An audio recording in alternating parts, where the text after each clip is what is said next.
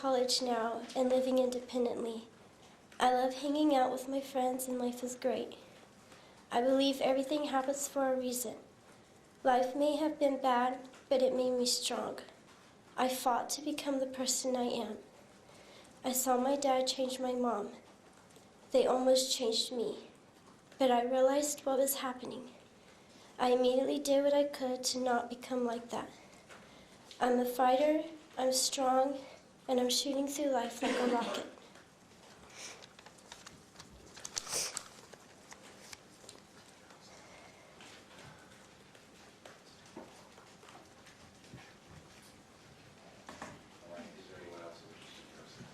Yes, Your Honor.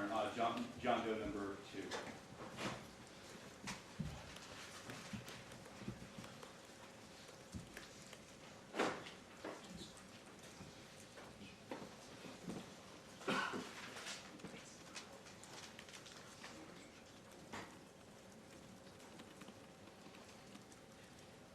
Your Honor, we had asked earlier if we could shoot the defendants while the... Yes, that's fine, just not the victims. Thank you.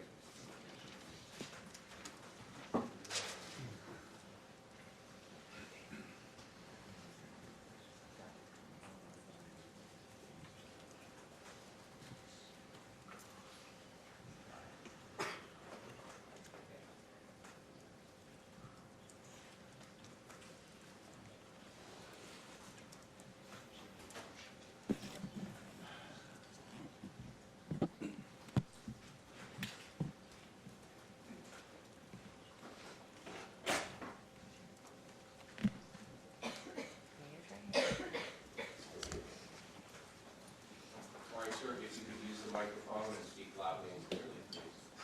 Yes. Good morning, Your Honor. My name is Joshua, and I will be reading 2 statements today. I will be starting with Jessica's statement. And that's your sister. Correct.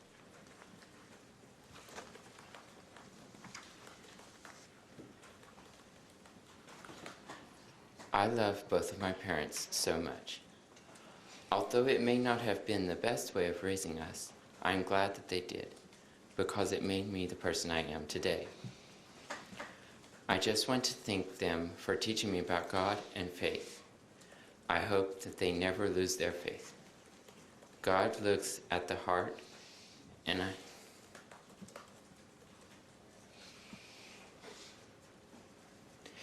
I know He sees theirs. Sorry. Sorry,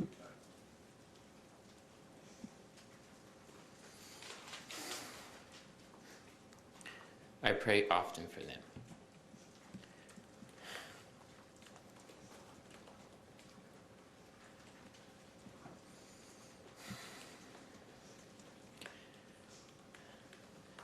I am doing well. I am going to college full time. I have an apartment, and I am able to transport myself independently by bus, bike, or walking.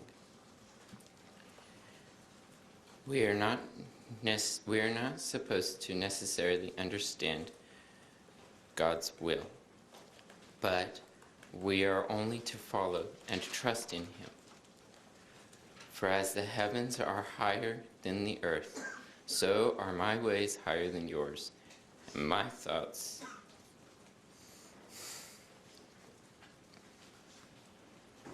than your thoughts, said the Lord. Isaiah 55:9.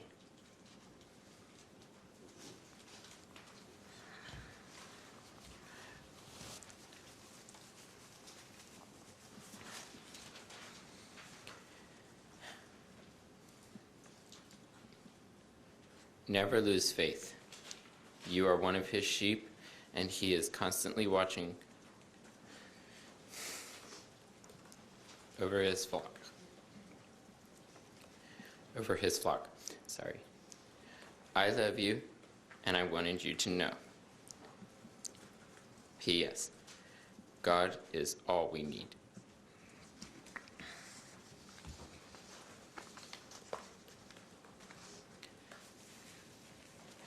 The next statement I will read is my own.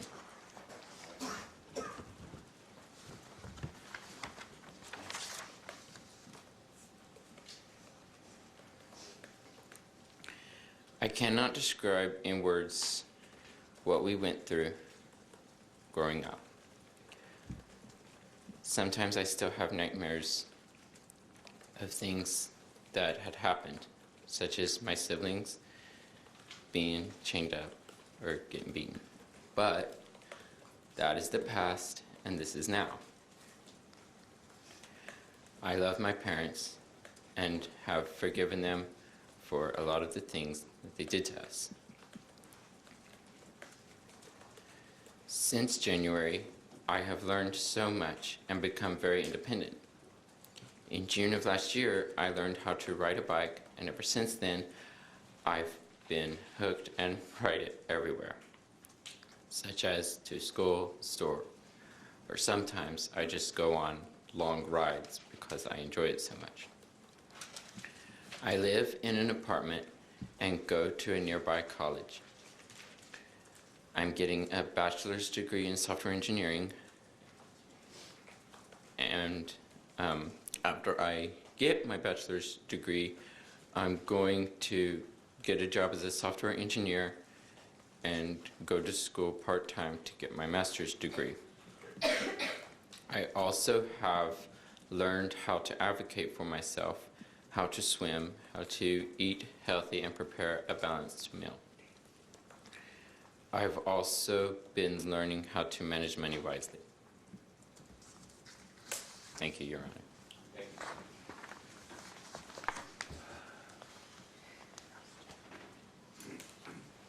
Your Honor, there's one of the Marcy's Law attorneys would like to make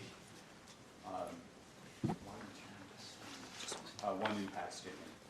All right, can you state your name for the record, spell both first and last, and then to the extent you're reading from someone, if you could either just use first name or Jeannie Doty. My name is Janet LaTourette, JANET-LATOURETTE.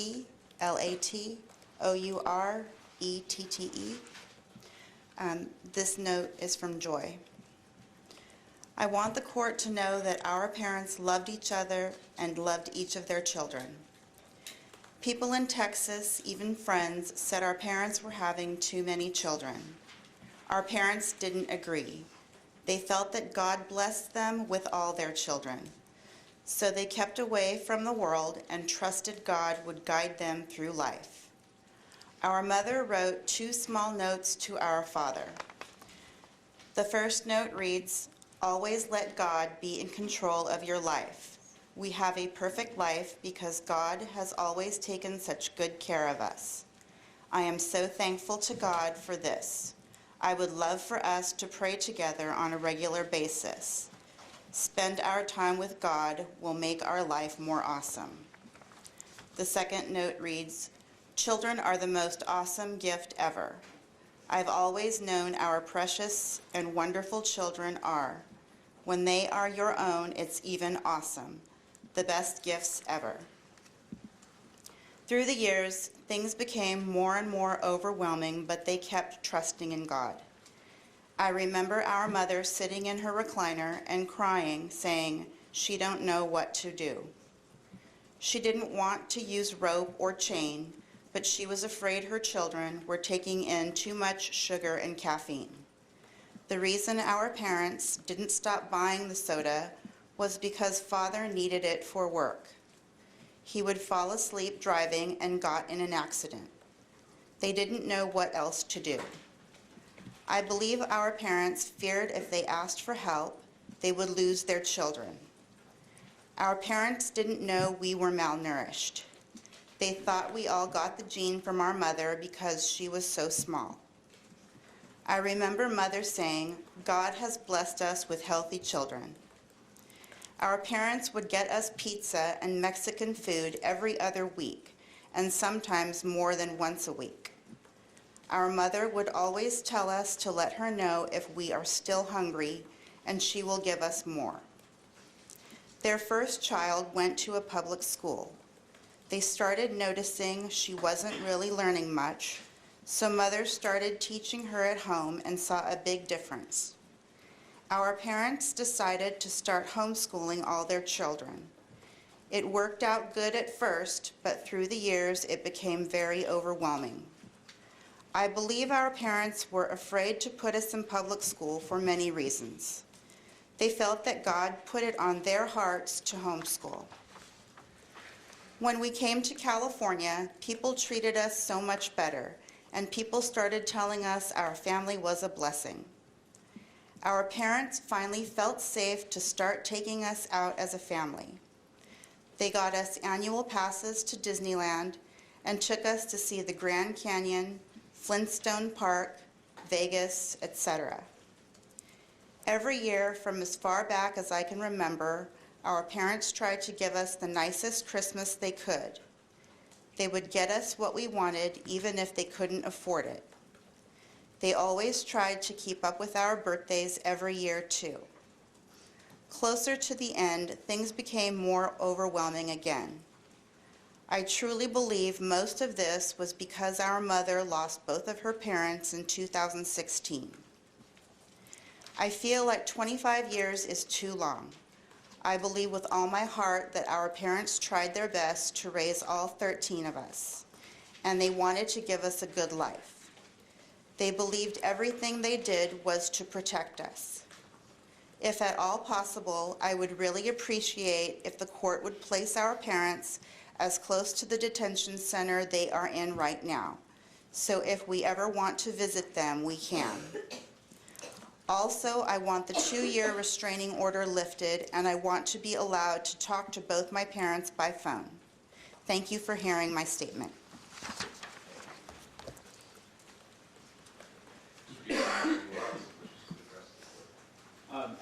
Not to address the court, Your Honor, we've spoken in chambers about this. There are 5 letters from the minors that they requested to be given to the defendants to read privately and then returned back to them. We received those letters from their advocate, Rosemary Giron, and after today's proceeding, we will allow Mr. and Mrs. Turpin to read those letters privately and then return them back to the DA's office, in which we'll return them back to the minor victims. Any objection to that, Ms. Sullivan? No, Your Honor. No. All right, then after the proceedings. All right, then, Ms. Lowe, on behalf of Mr. Turpin, is there anyone that wants to speak on his behalf, or does Mr. Turpin wish to address the court? Mr. Turpin wishes to address the court now. All right, sir, you may do so. If you could just put his easy mic, I want to make sure we can all hear.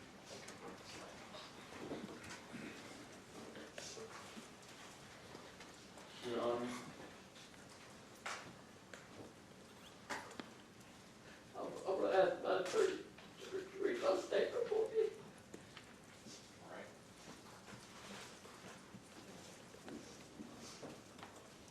Your Honor, I thank God for all of my children.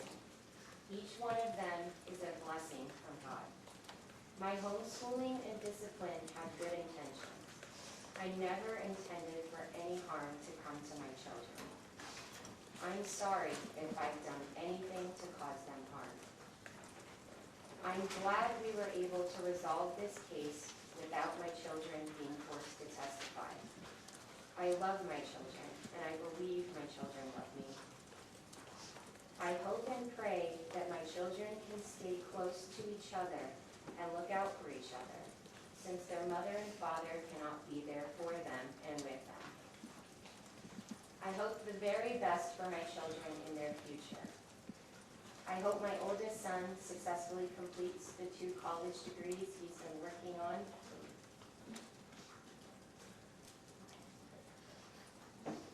I'm sorry, I needed to modify that part of the statement. I hope my oldest son and 4 daughters currently in college successfully complete the degrees they are working on. And I hope they are successful in their chosen professions. I'll try to continue. I wish my second son success in finalizing his career plans and completing whatever additional education may be required. confidence and success for my other children as they complete their lower level education and make productive plans for their future. I am so proud of each and every one of my children. I miss all of my children, and I will be praying for them. I long for the opportunity to have contact with them again. Thank you. Thank you, sir. Attorney Miles, would you just speak on behalf of Mr. Turpin? No, Your Honor, thank you. Mr. Moore, is there anyone who wishes to speak on behalf of Mrs. Turpin and Mrs. Turpin? Yes, we do have a statement from Ms. Turpin. Just one moment. She'll be reading from. All right. Speak loudly and clearly into the microphone. I want to say to you, Your Honor, and the court, I'm sorry for everything I've done to hurt my children. I love my children so much. I'm blessed to be the mother of each one of them. I only want the best for them. Their happiness is very important to me. They're very smart and amazing individuals. I hope they get all the education they need to make their dreams come true. They deserve only the best in life. I don't want any of them to be sad or depressed because of all of this. I want them to know that Mom and Dad are going to be okay. I also want them to know I believe God has a special plan for each of them. I really look forward to the day I can see them, hug them, and tell them I'm sorry. I want them to know how special they are and how very proud I am of them. I pray for my children every day. I want to say again, I'm truly sorry. I am for everything I've done to hurt them. I love them more than they could ever imagine. Thank you, Your Honor. Thank you. Mr. Moore, is there anyone else who wishes to speak? Not at this time. Mr. Beecham, you wish to be heard as to sentencing? Not as to sentencing, Your Honor, with regard to the criminal protective orders, I did provide the court with termination of the current protective orders with new protective orders for the victims who wish to have a protective order. I reached out to all their advocates or themselves personally and gave Your Honor the protective orders that they're seeking at this time. All right, and as well, Mr. Moore, you both review those protective orders and discuss it with clients. It applies to some, not all. There's also differences with respect to the amount of time that you have explained that to your clients. I have, Your Honor. Yes, sure. All right, and Mr. and Mrs. Turpin, you understand that there are protective orders that the court is going to put in place today.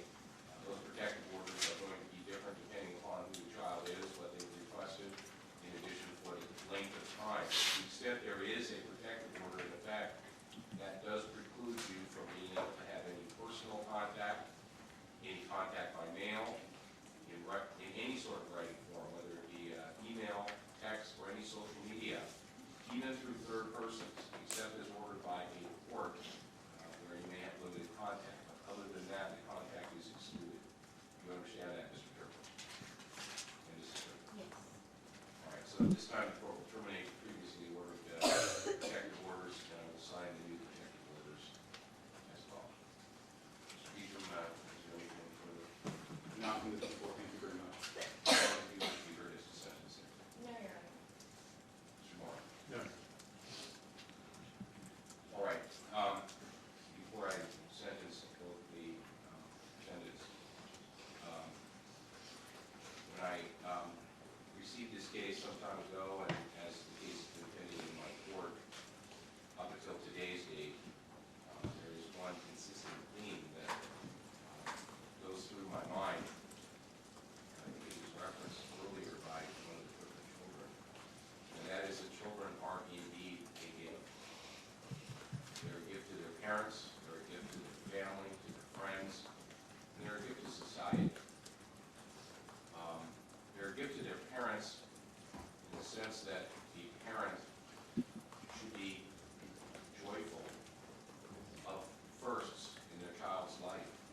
First day of school, first date, first graduation, first job, marriage. All of those things should be enjoyed by parent and child alike.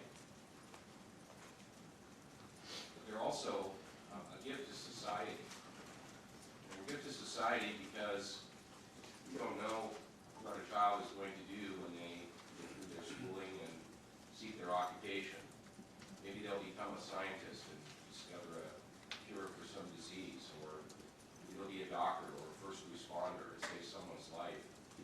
Or maybe they'll enter the military and protect our country. Or maybe they'll just otherwise become a good citizen who makes the world a better place. The selfish, cruel, and inhumane treatment of your own children has deprived them, your family, your friends, and society, and especially both of you, those gifts. Their lives have been permanently altered in their ability to learn, grow, and thrive. You have delayed their mental, physical, and emotional development. To the extent that they do thrive, it appears from today that perhaps a couple of them are, it will be not because of you both, but in spite of you both. You have severed the ability to interact and raise your children. You have created and brought into this world. The only reason that your punishment is less than the maximum time, in my opinion, is because you accepted responsibility at an early stage of the proceedings. You spared your children from having to relive the humiliation and the harm they endured in that house of horrors. So any punishment that is given to you today will pale in comparison to the fact that you will not have an opportunity to spend your years with your children as a normal parent would. So, the disposition and sentencing will proceed as follows. Probation will be denied, and that it was a bargain for disposition. The sentence will be the same as to both defendants. As to count one, violation of Penal Code Section 206, torture, both defendants are sentenced to life with the possibility of parole with a minimum parole eligibility of 7 years. As to count 24, both defendants will be, that's a violation of child endangerment. Both defendants will be sentenced to the upper term of 6 years in state prison. That term is selected because it is the bargain for disposition. That term is to be served consecutively to the term imposed in count one. As to count 15, a violation of Penal Code Section 368B1, that being dependent adult abuse, court will sentence both defendants to the midterm of 3 years in state prison.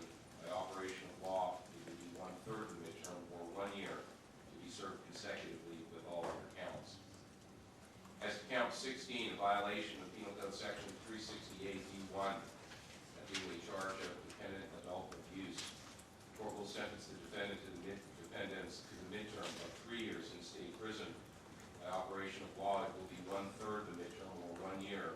That 1 year is to be served consecutive with all other counts. As to count 17, a violation of Penal Code Section 368B1, violation of dependent adult abuse. Both defendants will be sentenced to the midterm of 3 years in state prison. Again, by operation of law, that would be 1 year to be served consecutive to all other counts. In count 18, a violation of Penal Code Section 368B1, dependent adult abuse. Both defendants will be sentenced to the midterm of 3 years in state prison. By operation of law, that will be 1 year, and that will be served consecutively to all other counts. In count 19, a violation of Penal Code Section 368, subdivision B, subsection 1, violation of dependent adult abuse. Both defendants will be sentenced to the midterm of 3 years in state prison. By operation of law, that would be 1 year to be served consecutively with all other counts. As to count 20, violation of Penal Code Section 368B1, both defendants will be sentenced for dependent adult abuse to the midterm of 3 years in state prison. By operation of law, that will be 1 year to be served consecutively to all other counts. As to count 26, violation of Penal Code Section 273A, subdivision A, child endangerment. Both defendants will be sentenced to the midterm of 4 years in state prison. By operation of law, that will be 16 months to be served consecutively to all other counts. In count 27, which is a violation of Penal Code Section 273A, subdivision A, child endangerment. Both midterm in state prison of 4 years. The operation of law would be 1/3 the midterm, or 16 months. That time is to be served consecutively to the time imposed in all other counts.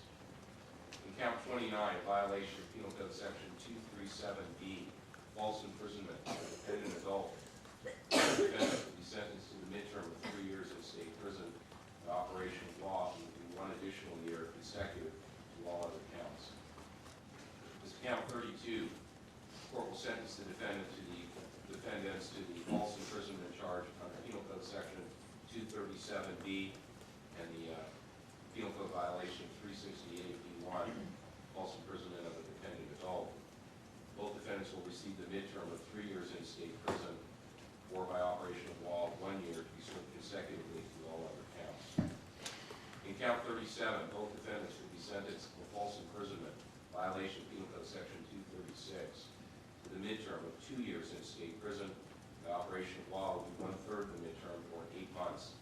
That's to be served consecutively to all other counts. And then finally, in count 39, both defendants will be sentenced for the false imprisonment charge, violation of Penal Code Section 236. Both defendants to receive the midterm of 2 years in state prison, or by operation of law, 1/3 the midterm of 8 months. That is to be sentenced consecutively to all other counts. Total commitment then would be life with the possibility of parole, with a minimum parole eligibility of 7 years, plus an 18-year determinate term, meaning the minimum sentence would be 25 years to life. With respect to credits, the court did receive from probation a memorandum, and that memorandum indicates credits of 461 days actual, 461 days 4019 time, for a total of 922 days. People wish to be heard on that. No, thank you. Ms. Lowe, Mr. Moore? No, no. All right, then that will be the order of the court with respect to credits. The court will further order that the defendant submit to Penal Code Section 296A for a DNA test unless they've already done so. As to victim restitution, the court did discuss with counsel in chambers, and the request of the people would be to refer to probation and for the court to retain jurisdiction. Is that correct, Mr. Boucher? That is correct. All right. As to both Mr. and Mrs. Turpin, this matter will be referred for actual restitution to each, as to each of your children. Probation will contact them and any other interested parties to make determination as to what, if any, restitution is due and owing. If they find no restitution, they will be notified, and the court will fix restitution at 0 to any one of those children. If, however, there is an amount that probation believes should be set forth, then that amount will be provided to the prosecution, to your attorneys, and to you. If you agree with the amount that's being assessed, you can simply do so. If you disagree, you would have a right to have a hearing. You can waive your presence for any hearing if you wish, and allow each of the lawyers to conduct that hearing in your absence. Mr. Turpin, do you understand the restitution order at this time? And do you wish to be present in the event of a hearing, or do you wish to waive your presence? I wish to be present. All right. And Mr. Turpin?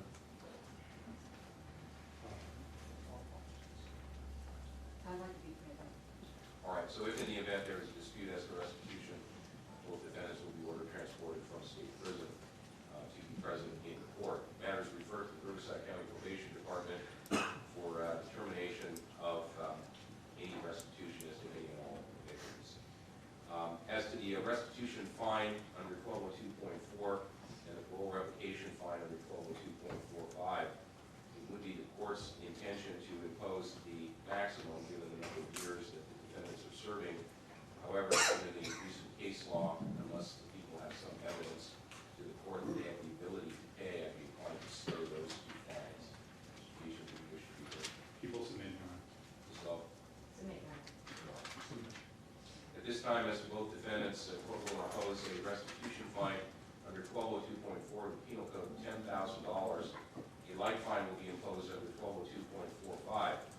Both of those fines are stayed pending the defendant's ability to be able to reimburse the state with respect to those sums. The fines which the court is going to impose, however, first, under Government Code Section 70373, $30 per conviction. There are 14 convictions. That would be a total of $420 as to each defendant.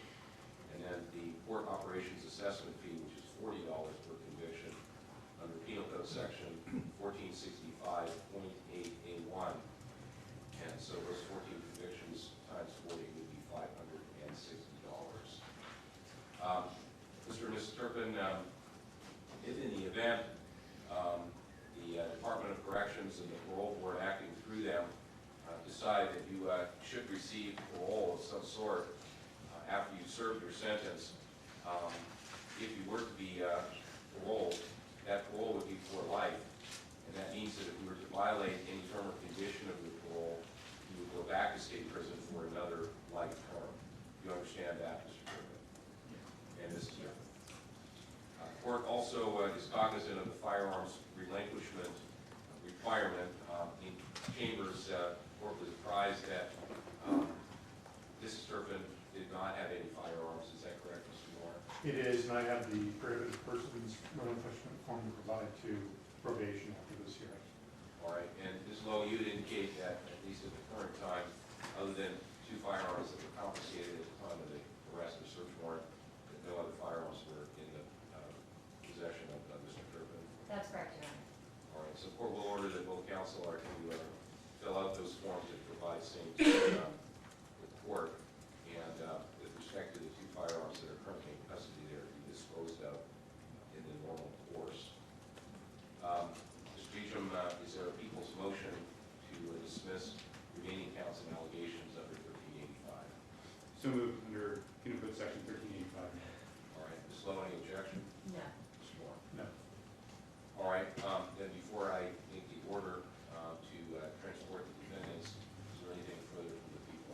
Yes, Your Honor. The people have asked for an order to release all non-contraband property in the possession of Riverside Sheriff and District Attorney.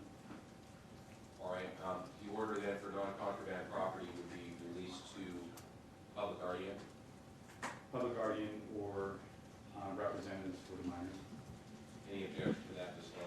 No, Your Honor. Mr. Moore? No. Or destruction of any unwanted property. All right, it will be part of the order. Anything further for the people? No, thank you very much. Ms. Lowe, anything on behalf of Mr. Turpin?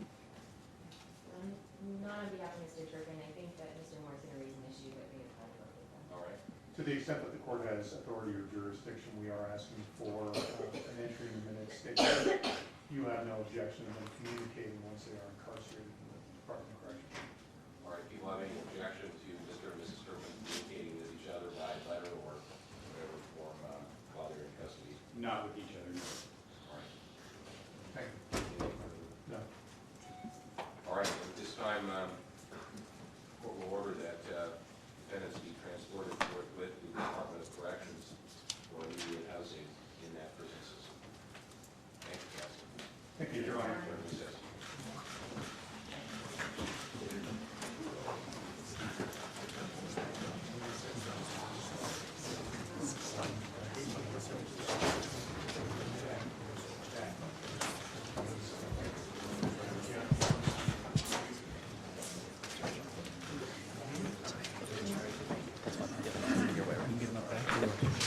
Turn those to, get the camera safe here.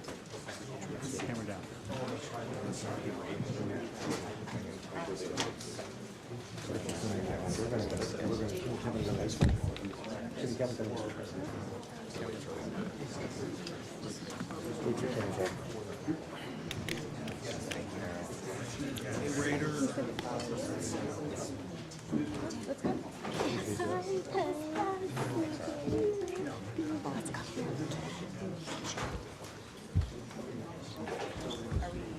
We are, I guess, following it.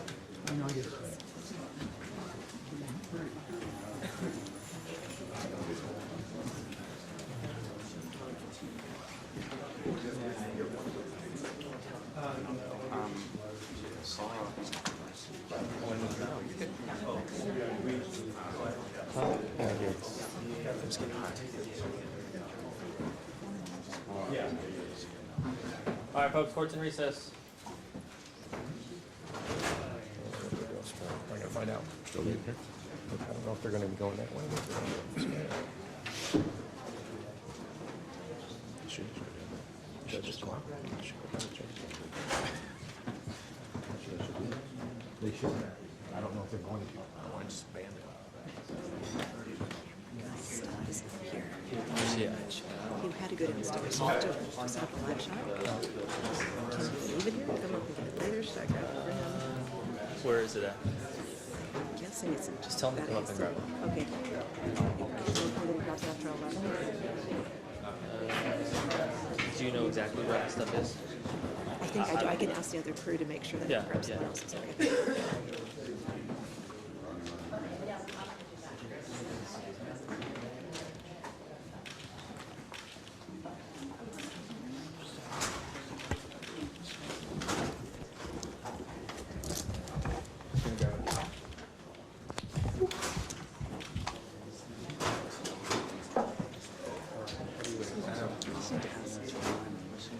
Okay, you can ask him outside. Spend a year doing it, and it's cold. And you were with the advocate from another. I was with you. Yeah. Who are you waiting for? I was the DA. The DA. I'm sure we're going to I just want to make sure that This, okay, it's okay. I'll just wait and see. so what she- yeah, maybe just wait. Yeah. I'll wait and I'll let her know that you're out there.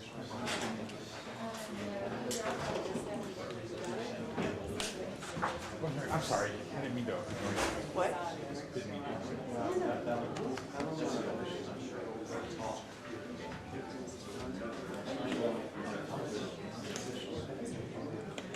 All right, we got to clear the courtroom. All right, what's everybody waiting for? Yeah, I think as soon as Kevin. Okay, so as soon as he comes down, then they're gonna read that, and then he's gonna take it. I'm just so I can do some of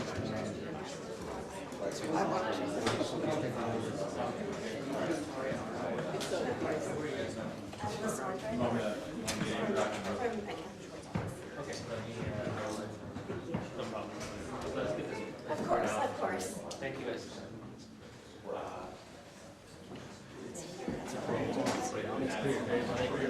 Yes. So, yeah, why don't you hang out? Yeah, just hang out.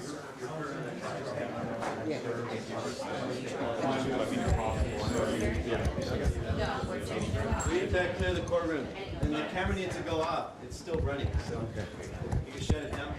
Yeah.